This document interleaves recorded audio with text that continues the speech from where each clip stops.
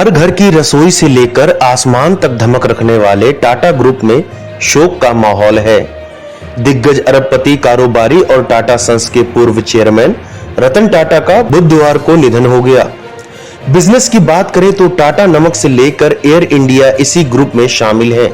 लेकिन क्या आप जानते हैं कि साल 2012 में रतन टाटा के रिटायरमेंट लेने के बाद आखिर शेयर मार्केट में लिस्टेड और अनलिस्टेड टाटा की कंपनियों को कौन चलाया है, जिनकी संख्या 100 से ज्यादा है।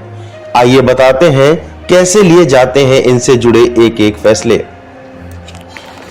रतन टाटा न केवल एक बड़े बिजनेसमैन बल्कि एक दरियादिल इंसान के तौर पर पहचाने जाते थे।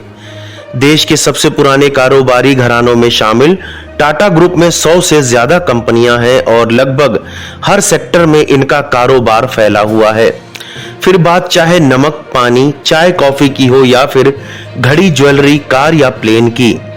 टाटा सन्स के पूर्व चेयरमैन रतन टाटा के नेतृत्व में ये कंपनियां बुलंदियों पर पहुंची और इनका कारोबार दुनिया के तमाम देशों में फैल गया।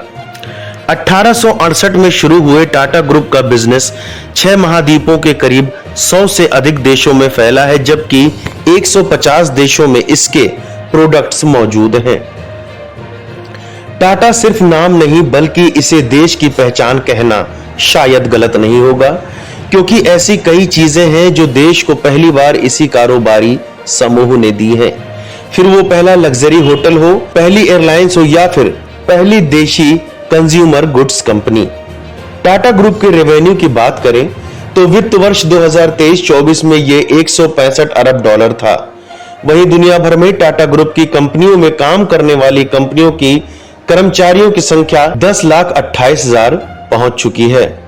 ग्रुप की IT company Tata consultancy services TCS दुनिया में कर्मचारियों की संख्या के मामले में दुनिया की सबसे बड़ी कंपनियों में शामिल है और अकेले इस कंपनी में 6,14,795 एम्प्लॉय काम करते हैं।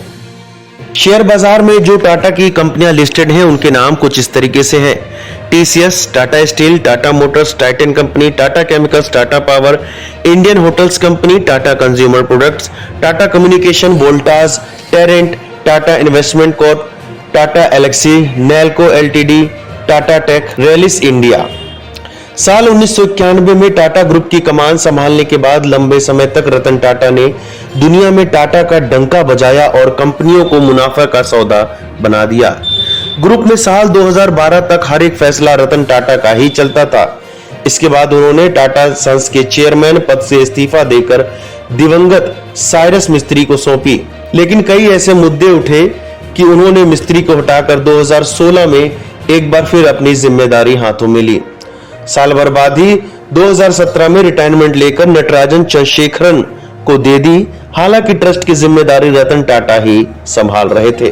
टाटा ग्रुप के विशाल कारोबार को बड़े ही अच्छे ढंग से मैनेज किया जाता है, तभी तो इसकी कंपनियां लगातार तगड़ा रेवेन्यू जनरेट कर रही हैं। रतन टाटा के इस्तीफे के बाद से ही चेयरमैन एन चंद्रशेखरन ग्रुप की कंपनियों का संचालन देख रहे हैं। रतन टाटा रिटायरमेंट के बाद मानद चेयरमैन के तौर पर ग्रुप के कारोबार पर नजर रखते थे। टाटा ग्रुप की कंपनियां या उनके बिजनेस को उनके निदेशक मंडल के मार्गदर्शन और सुपरविजन में स्वतंत्र रूप से संचालित किया जाता है। टाटा सन्स इस ग्रुप की मुख्य प्रमोटर और प्रिंसिपल इन्वेस्टर है। टाटा सन्स में 66% हिस्सेदारी टाटा ट्रस्ट की है, जो एजुकेशन, हेल्थ, आर्ट, कल्चर जैसे क्षेत्रों में काम कर रहा है।